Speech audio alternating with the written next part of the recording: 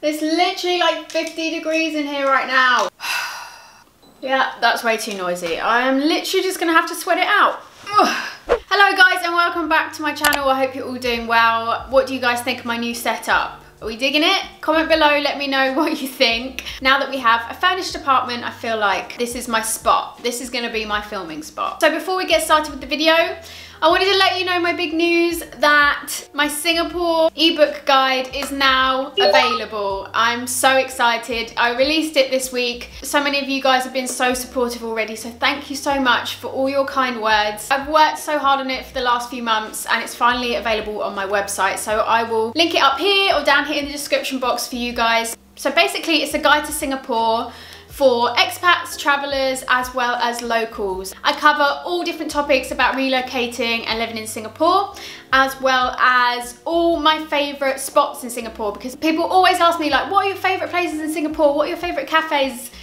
All these questions, I've literally covered all of it in this book. All my recommendations from bars, cafes, restaurants, literally everything. So I hope you love it as much as I do. So now that that's out the way, so today's video we're talking about some things that I wish I knew before I moved to Singapore. I've mentioned before, but I didn't even know where Singapore was on a map before I moved here. I've never even been to Asia, which is crazy to think, but I had no idea and no expectations at all. So these are a few little fun things that I wish people had told me before I moved to Singapore. So let's go ahead and get started. Okay, the first point is that in Singapore we have quite a lot of public holidays. I'd say probably up to 10 public holidays a year, which means that this is a great opportunity for you to book trips away. Now, one thing I wish I'd known is that every time there's a public holiday, flight prices just like, they just increase so much. So literally like a flight to Bali would normally be around $200, could end up being up to $700 on that public holiday weekend, which is insane. So my biggest tip is to make sure that you book your trips in advance. I would get the calendar out, plan out when the public holidays are, and make sure you book your hotels and flights in advance for those weekends, because girl, those prices get crazy expensive. I'm just gonna have a sip of my tea.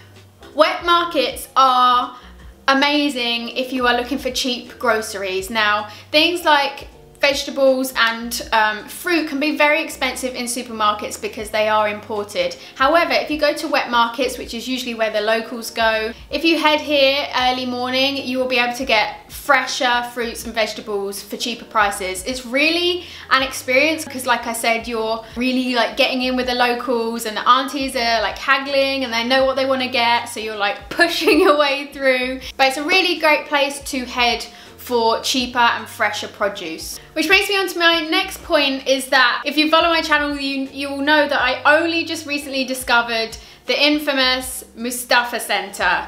Now, I will link my video up here in the iCards if you want to go check that out, but oh my god, I was literally shook at the amount of things and stuff that Mustafa have to offer. Literally anything you can think of or anything you need, Mustafa Centre has it. I would aim to go early morning or probably late at night. It's open 24 hours, so anything you need any time of day, but it can get super busy on weekends, so I'd avoid weekends if I was you. But yeah, anything you could possibly think of for cheaper prices, head to the Mustafa Centre. They will have everything you need. Okay, the next point is, if you've come to work in Singapore, this is a key thing to take note of. When giving and receiving business cards, you should use two hands. Back in the UK, you'd just be like, here's my card. But in Singapore, you give two hands and you do a slight little bow as well. I think it was very inspired by the Japanese. I think that's what they do in Japan. It's very polite, just a little nod of the head, and give and receive the card with two hands. Don't just like snatch it or take it with one hand. That's just a tip. It's something I didn't know when I moved here, but it's very, very helpful to know. My next point is that Singapore is expensive, don't get me wrong, but it doesn't have to be if you know where to spend your money. Now, you could come to Singapore and live this bougie life, expensive hotels and expensive restaurants, but it doesn't have to be that expensive. Obviously at hawker centres you can get a full dinner for around $5. You could eat there 3 times a day if you want to, and it would still be super, super cheap, as well as public transport in comparison to the Western world. I will say that the prices of taxis have definitely increased over the last few years, especially since I moved here. I've noticed it a lot. So buses and trains are your best friends. The public transport is so cheap and efficient, and it's a much better way to save money. So yeah, if you know how to spend your money wisely in Singapore, it won't be as expensive as you think it will be. Next point is that being an expat in Singapore means, well, I think an expat anywhere in the world means that friends come and go, especially within the expat community, which is, I guess, I didn't know this before I moved here, but expats are always like coming and going from different countries, and just when you've maybe created like a really great friendship group, a few of them are gonna leave again. So people are always coming and going, you just kind of have to get used to it. But I think one positive from that is that you're always meeting new people, and I don't know, 1 month you could be like, I really want to make new friends this month, and if you put yourself out there, I'm sure you'll be able to. So it's amazing how many new people you can meet and how many new friends you can make. But just note that friends really do come and go. This is seriously my top tip, and if you told me this 4 years ago, I would have said, so you know how in the Western world, we're all obsessed with being tan, lying out in the sun, sunbathing. Now this was me, I was an absolute sun worshipper when I first moved to Singapore. I was always by the pool, always sunbathing. And then a couple of years later, I started to realize how much I was aging. And I don't want to sound like I'm being dramatic, but I swear to you, the sun damage is real. I have literally burnt out the collagen out of my face. Just want to warn you guys, if you are coming to Singapore, please, please take care of your skin. I know when we're young, we think like, oh, it doesn't matter, like I'm not gonna get old anytime soon. But when those mid-20s hit, everything starts to change. Put SPF on your face every single day here in Singapore, because I mean, have you seen the weather?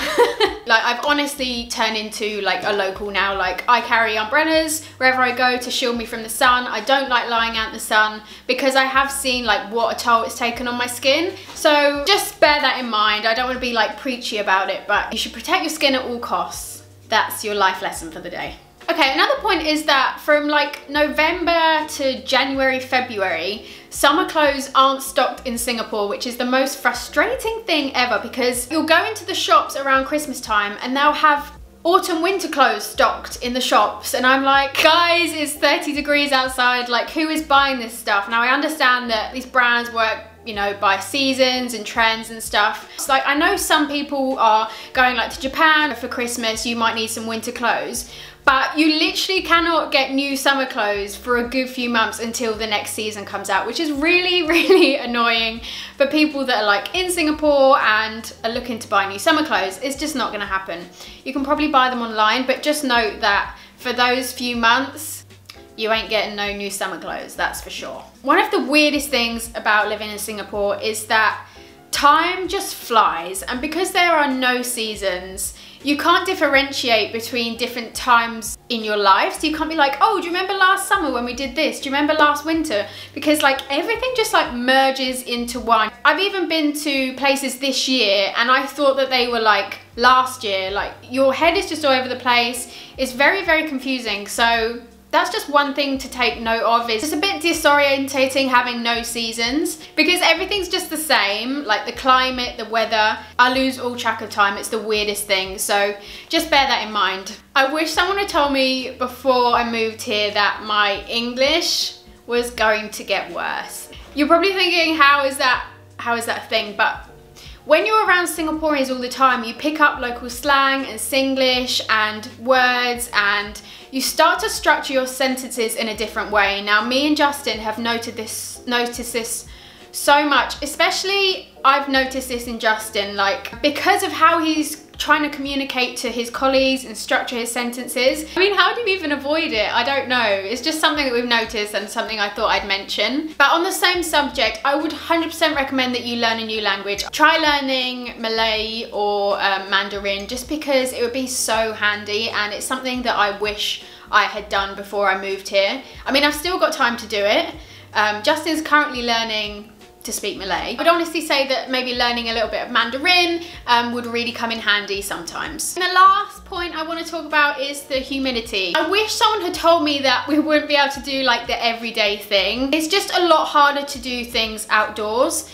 in Singapore because it is so freaking humid. So things like going for picnics or going for a walk, you have to really make sure you're going at the right time of day. Either go really early in the morning or go like early evening. Do not go in the middle of the day because you will literally die. But yeah, I wish I'd known that those kind of things would be a little bit harder to do. There's not much we can do about that. We can't change the humidity. In Singapore, I'm pretty sure that it's here to stay. All right guys, I think I'm gonna wrap the video up here. I really hope you enjoyed it. Do comment below and let me know if you can relate to any of these points that I mentioned. And do let me know things that you wish you knew before moving to Singapore as well. And if you're already a Singaporean, just join in the comments. I would love to hear your thoughts as well.